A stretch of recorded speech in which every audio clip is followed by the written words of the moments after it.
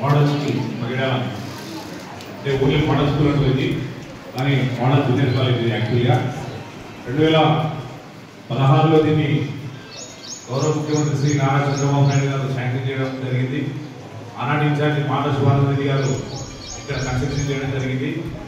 ఈ school building సంబంధించి అనేక రకాలైనటువంటి అవాంతరాలు ఎదురైనప్పటికీ కూడా కట్టేటప్పుడు కూడా ఇది irrigation land, minor irrigation land, కేసు కెనాల్కి సంబంధించినటువంటి ల్యాండ్ అని చెప్పేసి రకరకాలుగా ఎక్కువ ఇబ్బందులు పెట్టినటువంటి సందర్భాలు చాలా చూశాం. వాస్తవానికి మోడల్ స్కూల్ అనేది మనకు 2013లో గౌరవ ముఖ్యమంత్రి ఆనాడుతున్నటువంటి కిరణ్ కుమార్ గారు స్టార్ట్ చేయడం జరిగింది.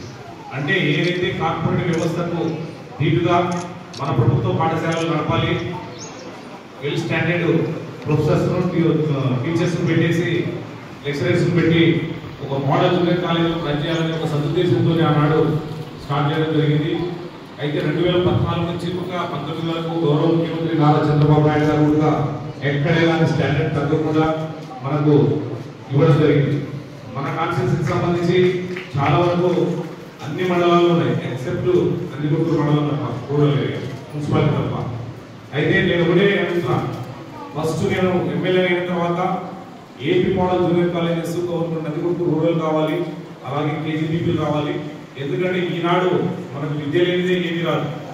కాబట్టి అనునిత్యం పేద విద్యార్థులు, బడుగు బలహీన వర్గాల వారికి సంబంధించినటువంటి వాళ్ళందరూ కూడా ఈ ప్రభుత్వ పాఠశాలలో చదువుతారనే ముఖ్య ఉద్దేశంతోనే దాదాపు మన విద్యాశాఖ మంత్రులు నారా లోకేష్ గారి దృష్టికి తీసుకుపోయి కూడా కేజీబీపీ హాస్టల్స్ కు, అంటే ఇది already central government schemes stop అయినాయి, ఇంకా ఏపీ మోడల్స్ మాత్రమే వస్తాయి మనకు. దానిలో కూడా అదనపు గదుల కొరకు అని చెప్పేసి దాదాపు జూపాడు బదులు అక్కడ అంతా కూడా ఇవ్వడం జరిగింది. ఎందుకంటే గతంలో ఉన్నటువంటి ప్రిన్సిపల్ నా దృష్టికి తీసుకొచ్చిండే ఈ పాటికి శాంక్షన్ చేయించుకునేవాడిని. ఎందుకంటే ఇప్పటికే కాలం 1 year అయిపోయింది కాబట్టి మీకున్నటువంటి సమస్యలు చాలా వరకు కూడా ఇక్కడ ఏ పొలిటికల్ ఒత్తిడి లేకుండా రైట్ అడ్మినిస్ట్రేషన్ నడపాలని చెప్పేసి మా వాళ్ళకు ఎవరు ఎంటర్ అని కూడా ఇక్కడ అన్ని కూడా పేద విద్యార్థులకు ఒక నాణ్యమైనటువంటి విద్య అందించాలి. వాళ్ళని చూసుకోండి, మిడ్ డే మీల్స్ లో కూడా చాలా పేరు మార్పులు వచ్చాయి. సన్న బియ్యం పెడుతున్నాం, మంచి బాధ్యతలు.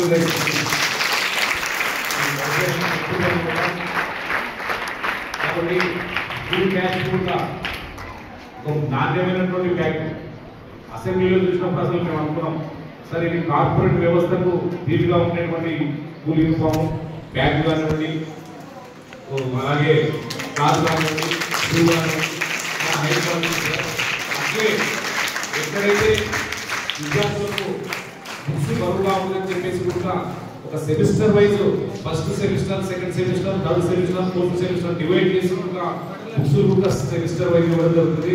కాబట్టి విద్యకి ఇస్తున్నటువంటి ప్రాధాన్యత ఇవాళ మన ప్రభుత్వానికి పెద్ద ఎత్తున చేశాం.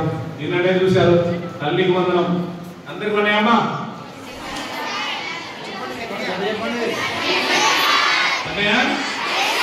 తల్లికి వందనం ఎవరు ఇచ్చినారమ్మా? తల్లికి వందనం ఎవరు? మన రాష్ట్ర ముఖ్యమంత్రి ఎవరమ్మా? మన విద్యాశాఖ మంత్రులు, మన నందికొట్కూరు నియోజకవర్గ ఎమ్మెల్యే,